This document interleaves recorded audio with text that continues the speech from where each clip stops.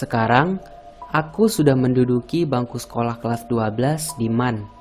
Aku tinggal sama mbah aku di Purwosari. Hari Senin, aku sedang puasa dan sedang berlangsung upacara saat itu.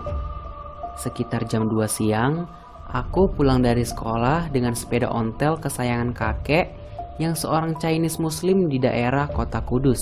Jadi, kalau ada yang nanya aku nggak mirip ayah dan ibu, bahkan adik, ya itu benar. Tapi aku mirip kakek aku ini. Sesampainya di rumah, aku taruh sepedaku dan kubasuh mukaku di sumur luar dan kamar mandi yang terletak di depan rumah mbahku. Kamar mandi dan sumur rumahku ada di luar, bukan di dalam.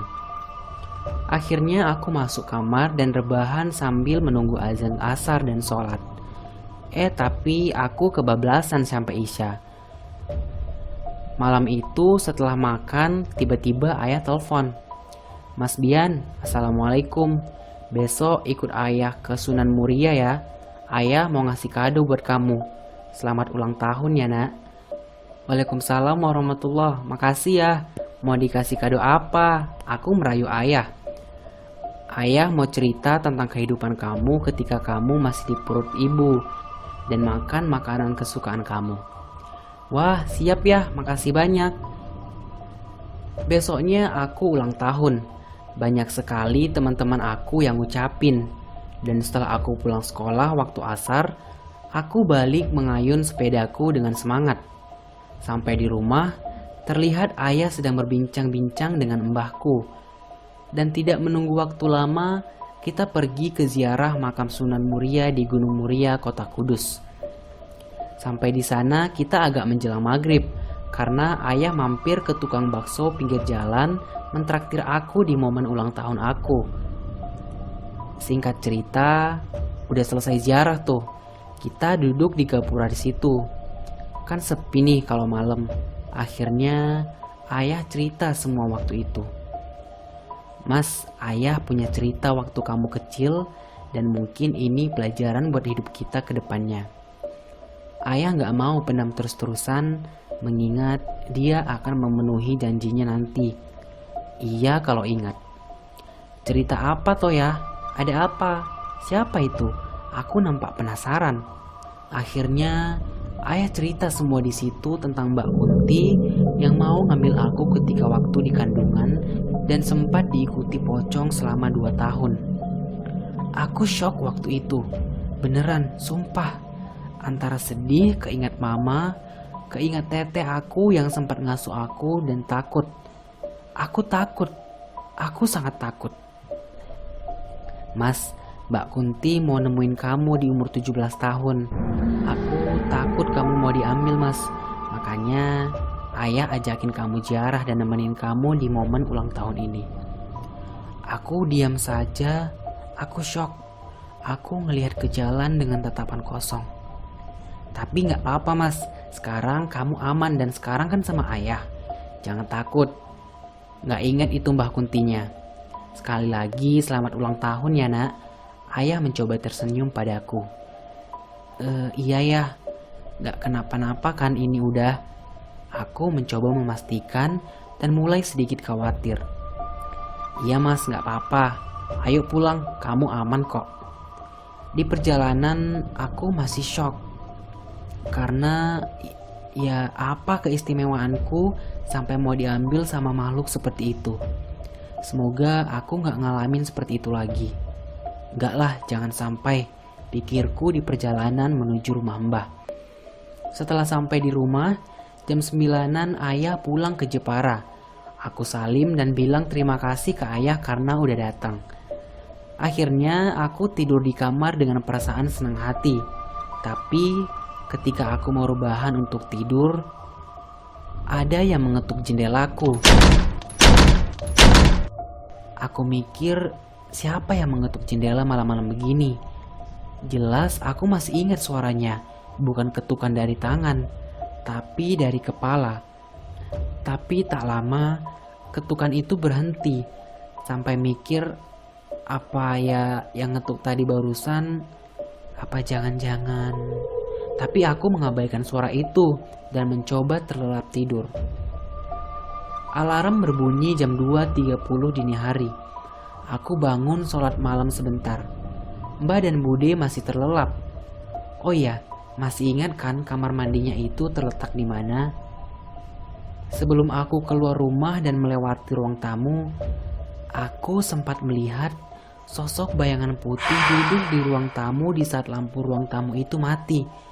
Pas tiba-tiba aku nyalain, bayangan itu hilang dan menyisakan bau darah busuk yang menyeruak. Aku berdiam di ruangan tamu. Aku melihat sekeliling dan tidak ada apa-apa, hanya bau anyir di seruangan tamu itu. Lampu ruangan tamu itu aku matikan dan aku beranjak keluar untuk mengambil wudhu di sumur luar dekat kamar mandi.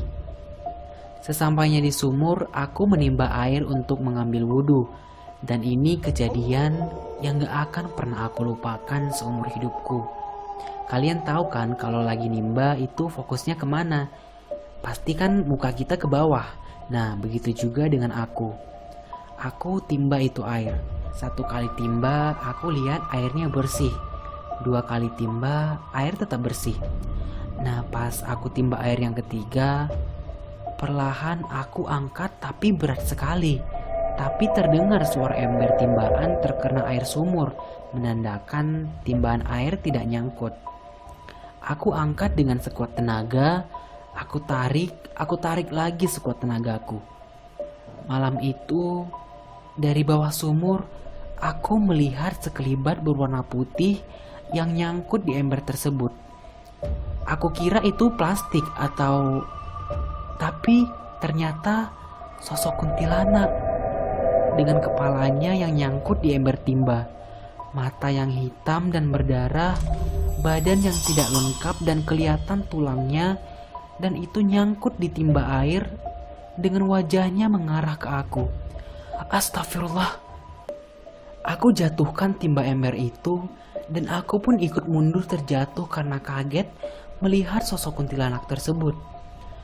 Aku kaget dan ingin lekas balik ke kamar untuk cepat-cepat melupakan kejadian ini. Namun kuntilanak itu mencegahku. Di arah selatan kamar mandi ada sesosok kuntilanak. Jalan ke arah kamar mandi dan menuju ke arahku dengan mata hitam dan taring di mulutnya, persis seperti di sumur tadi.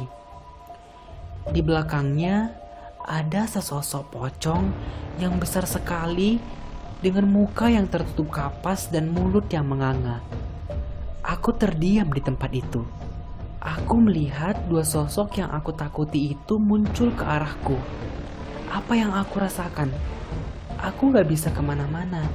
Aku mau ngucapin doa, tapi entah kenapa gak bisa keluar dari mulut ini.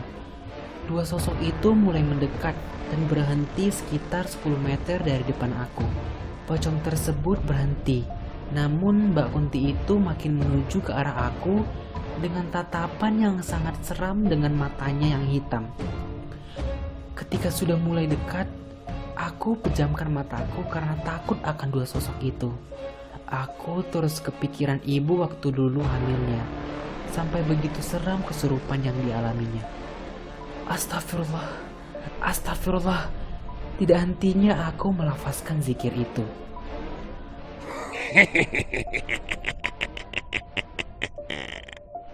Akhirnya aku menemukanmu, Nak.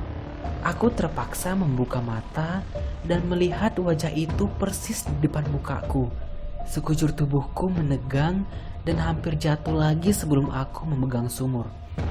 Sudah diceritakan ayahmu kan, Nak? Aku yang merasuki ibumu agar menyerahkanmu ke pangkuanku ini. Senyumnya kembali menyeringai ke arah wajahku. Mau apa kamu ke aku? Aku cuma mau menemuimu, Nak. Aku ingin mengajakmu. Tidak, siapa kamu menyuruhku untuk ikut ke alammu? Pocong yang di belakang kuntilanak tersebut mulai menghampiriku. Aku hanya ingin menemuimu, Nak. Anak pintar. Mulutnya terbuka lebar dan berubah suara seperti mengerang kesakitan. Aku hanya ingin menemuimu Dan seterusnya aku akan menemanimu dimanapun kamu berada. Kamu tahu nak, pocong ini? Dia adalah teman bermainmu yang ngajak main kamu sampai umur 2 tahun.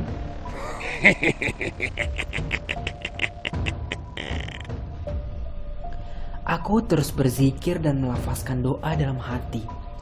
Akhirnya, kuntilanak dan pocong itu pergi tiba-tiba. Aku langsung lari ke rumah dan bergegas masuk. Pas di depan pintu, lagi-lagi kuntilanak mencegatku untuk masuk ke rumah. Nak, aku akan menemanimu sampai kapanpun. Lalu tiba-tiba hilang entah kemana. Aku lari ke kamarnya Mbah dan memeluk Mbahku karena ketakutan. Ada apa nak? Kok ketakutan gitu? Gak apa-apa Mbah, aku cuma takut aja Mbah, takut aja. Akhirnya Mbah keluar kamar dan mengecek di ruangan tamu sampai ke kamar mandi. Dan tidak ada apa-apa di sana. Mbahku meracik ramuan dan melumurkan ramuan itu ke dahi aku. Aku agak merasa tenang dan tidur dengan tenang. Malam ini adalah malam ketakutan terbesar dalam hidupku. Aku tidak bisa melupakan wajah dan suara menyeramkan dari kedua makhluk halus tersebut. Sampai sekarang, kuntilanak itu nemenin aku. Kejadian demi kejadian aku lewati dengan munculnya kuntilanak ini. Seperti dia muncul di kamar aku. Namun dia menampakkan wajahnya yang cantik sekali, tapi sangat pucat seperti mayat. Dia tersenyum pada aku. Keluar Mbak, jangan ganggu. Lalu dia menghilang dengan sendirinya. Pernah juga waktu itu di rumah om aku, ketika tahun baru terakhir, baiknya Mbah Kunti itu ngingetin aku ketika air masuk ke dalam rumah karena banjir. Ia bangunin aku dengan cara menyeret kakiku. Mbak Kunti itu selalu nemenin aku di kala kesepian. Cuma sebentar saja, hanya sekelibat, dan itu memang benar adanya. Iya, Mbak Kunti itu menemani aku sampai sekarang. Kalau ada yang jahat sama aku, kadang dia nampakin wajah seremnya ke orang tersebut. Dan sampai sekarang, Mbah Kunti itu selalu hadir menemani aku.